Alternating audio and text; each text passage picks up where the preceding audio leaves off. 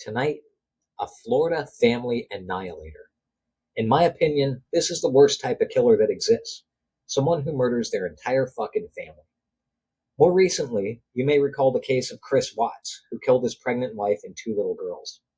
It's been highlighted on a Netflix documentary, and it's absolutely horrifying.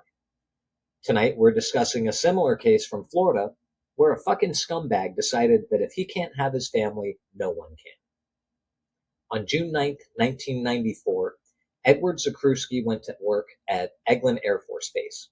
He was an Air Force technical sergeant, a husband, and the father of two young children. That morning, his 7-year-old son called him with a message. His mother, Sylvia, she wanted a divorce. During his lunch break, Zakrzewski bought a machete. Then he returned to work and finished the rest of his day. By the following morning, Sylvia Zakrzewski, 34, and her children, 7-year-old Edward and 5-year-old Anna, were dead inside of their Mary Esther, Florida home in Okaloosa County. Today, we examine the Zakrzewski family murders, a Florida case involving control, calculation, and a cross-country escape. There was also a tip inspired by Unsolved Mysteries and a legal fight that would last more than 3 decades. I'm Tim, and this is True Crime Unchained.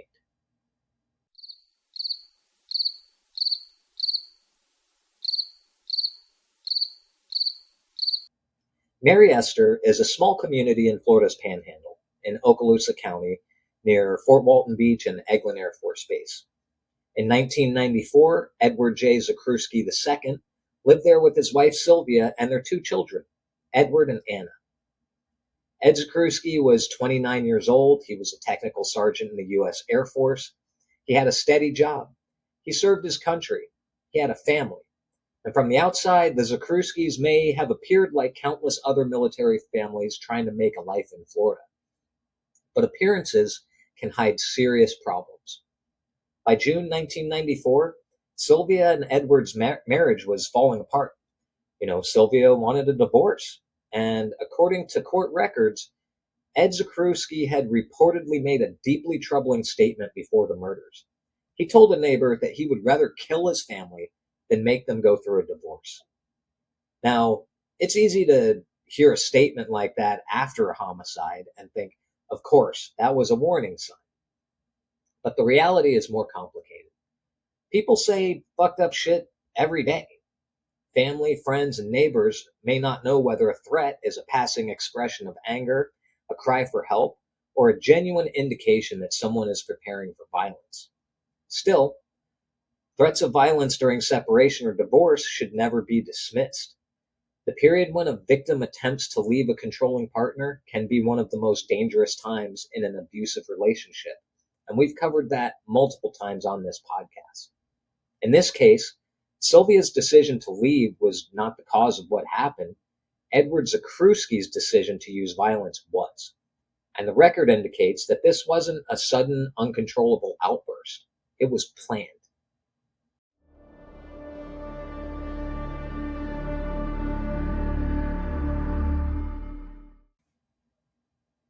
On the morning of June 9th, 7-year-old Edward called his father at work. According to the Florida Supreme Court's account of the evidence, the boy told his father that Sylvia, his mom, wanted a divorce. At some point during his lunch break, Zakrzewski left Eglin Air Force Base and bought a machete. Then he went back to work, and that sequence matters. He didn't immediately drive home in a blind rage. He had time to reflect. He had time to call someone. He had time to get help. He had time to walk away. Instead, the prosecution argued that he was preparing for murder. Later that afternoon, Zakrzewski went home before Sylvia and the children arrived. He hid the machete behind the bathroom door. When Sylvia came home, she was alone in the living room. Zakrzewski attacked her with a crowbar. He then used a rope to strangle her. Court records later showed he returned to Sylvia's body after attacking the children because he was uncertain whether she was dead. What came next is just absolutely unfathomable. It's unbearable. It's disgusting. Zakrzewski called his son Edward into the bathroom and told him it was time to brush his teeth. The evidence showed that Edward tried to defend himself. The Florida Supreme Court noted defensive injuries on the 7-year-old boy's body, evidence that in his final moments, he understood he was in danger and he tried to protect himself. After that, Ed Zakrzewski called 5-year-old Anna into the bathroom. There are forensic details in this case that are difficult to hear, and we're not going to sensationalize them. But Anna also had defensive injuries, indicating that she too tried to resist. Within a short time, Sylvia, Edward, and Anna were dead. A mother who just wanted to start a new chapter in her life. A 7-year-old boy who called his father at work that morning, and a 5-year-old girl who should have been safe in her own fucking home. The phrase family annihilator sounds clinical. It can make a crime feel like a category or a pattern rather than an intimate human tragedy. But behind that label were 3 people. Sylvia Zakrzewski was 34 years old. Edward was 7, and Anna was just 5. The person who killed them was the husband and father they should have been able to trust.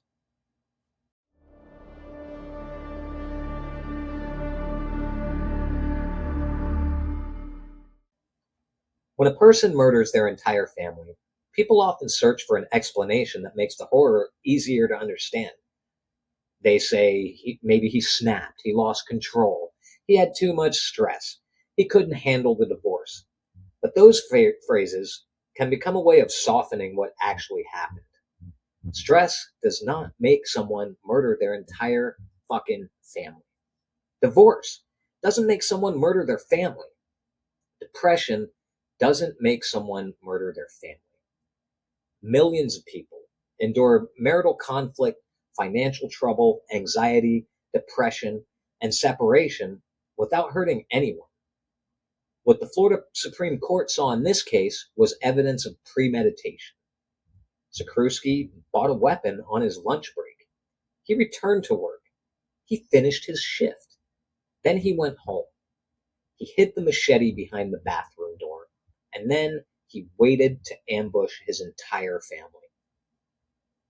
The court upheld the finding that the murders were cold, calculated, and premeditated. That doesn't mean there were no emotional elements. During the penalty phase, Zakrzewski's defense introduced evidence of depression, alcohol use, stress, and emotional disturbance.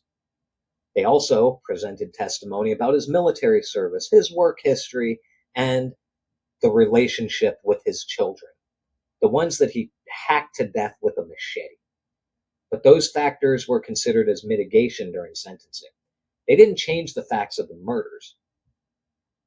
This case isn't about a man who had no choice. This is about a man who made the most irreversible choice possible because he could not accept that his wife was entitled to leave him.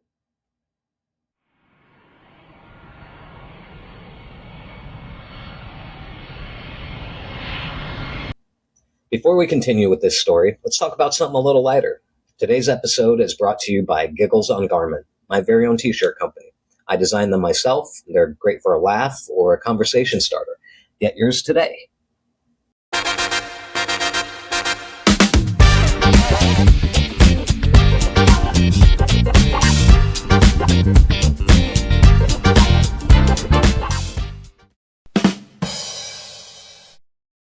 After the killings, Edward Zakrzewski did not call the police.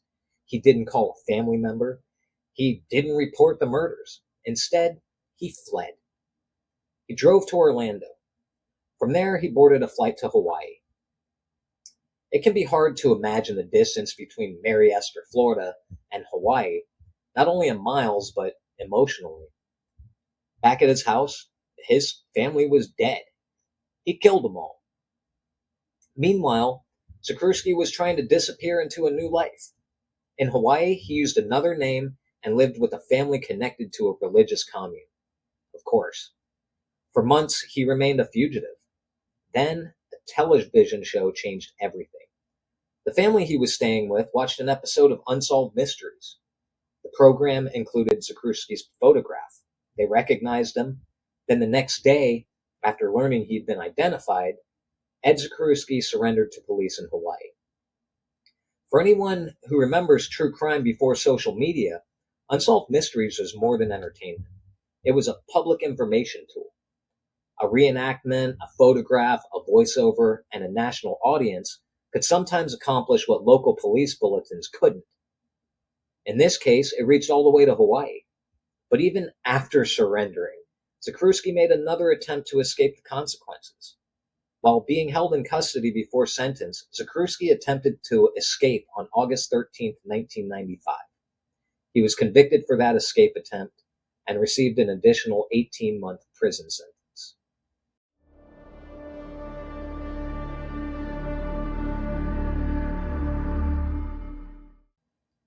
On March 19, 1996, Edward Zakrzewski pleaded guilty to 3 counts of first-degree murder.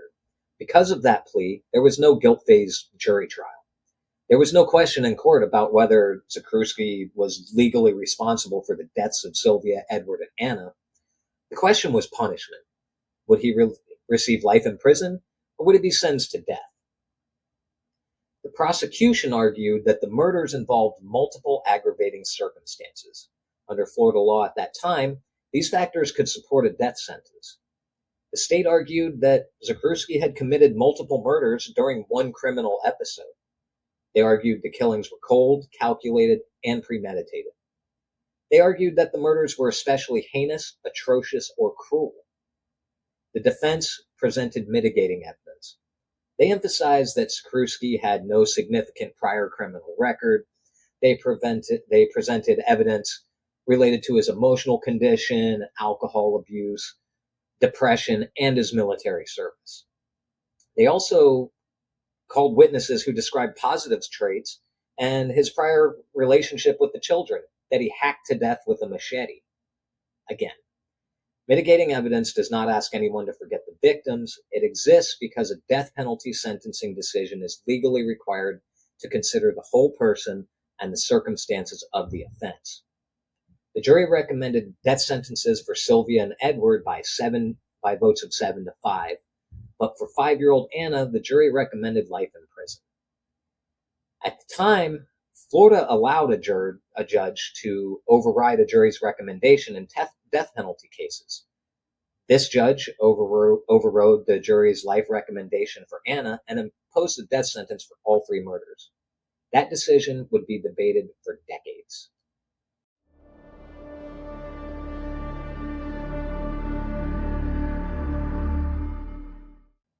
In 1998, the Florida Supreme Court upheld Zakrzewski's convictions and death sentences. The court agreed that the evidence supported a finding of cold, calculated premeditation. The machete purchase, the return to work, the weapon being hidden in the house, and the sequence of events all pointed to planning. But the court did find a problem with one portion of the sentencing analysis. It ruled that the aggravating factor describing a murder as especially heinous, atrocious, or cruel should not have been applied to Sylvia's murder.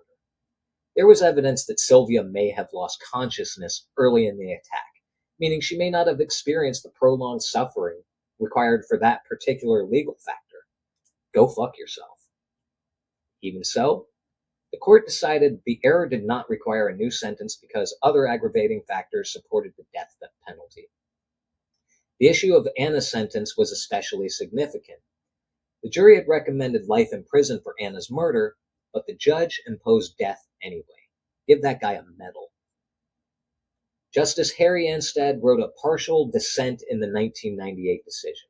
He argued that the jury's recommendation of life should have been respected, particularly given the mitigating evidence and the fact that jurors had not unanimously favored death. That disagreement reflects a larger death penalty debate. When a jury has heard the evidence and recommends life, should a judge have the power to replace that decision in a death sentence? In the years after Zakrzewski's case, Florida law would change. Jury recommendations became more central in capital sentencing after major legal decisions involving the Sixth Amendment. But those changes didn't overturn Zakrzewski's sentence. For nearly 3 decades, he pursued appeals and post-conviction challenges in state and federal court. His attorneys raised issues involving the jury recommendations, the judicial override, evidence, attorney performance, and constitutional questions surrounding his death sentences. Those efforts failed.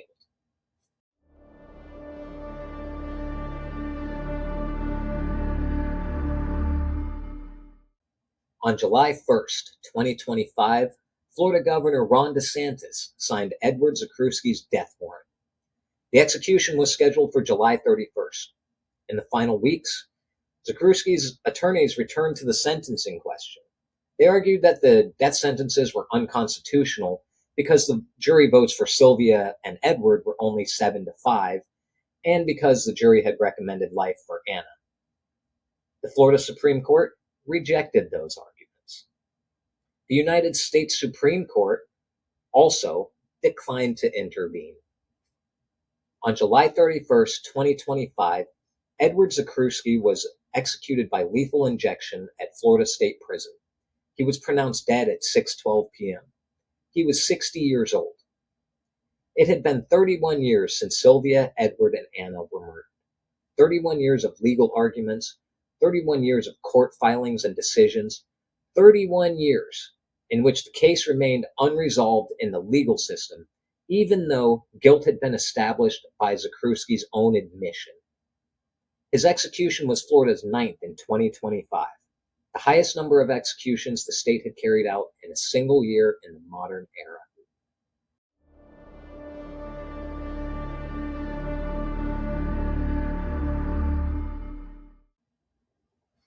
The Zakrzewski case is disturbing because it contains so many contradictions. A military sergeant, a father, a man with no criminal history, a family home in a Florida community, and then a murder plan, an attempted disappearance, a nationwide manhunt, and decades on death row. But let's be honest. The central issue in this story is control. Sylvia wanted a divorce. She had the right to make that choice. Ed Zakrzewski did not have the right to decide that if the marriage ended, his entire family's lives would end too. His actions weren't an expression of love. They were an act of ownership, violence, and control. Sylvia, Edward, and Anna should be remembered not as background figures in a killer's story, but as the people whose lives were stolen. Sylvia was 34, Edward was 7, Anna was just 5 years old. If you or someone you know is experiencing domestic violence, help is available in the United States through the National Domestic Violence Hotline. Call 1-800-799-SAFE, 1-800-799-SAFE. Text START to 88788, that's START, to 88788, or visit thehotline.org. Well, guys, that's all I have for this case. Stay safe, stay aware.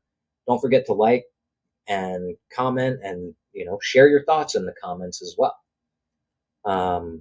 This has been True Crime Unchained. I'm Tim, filming from Southwest Florida. Peace.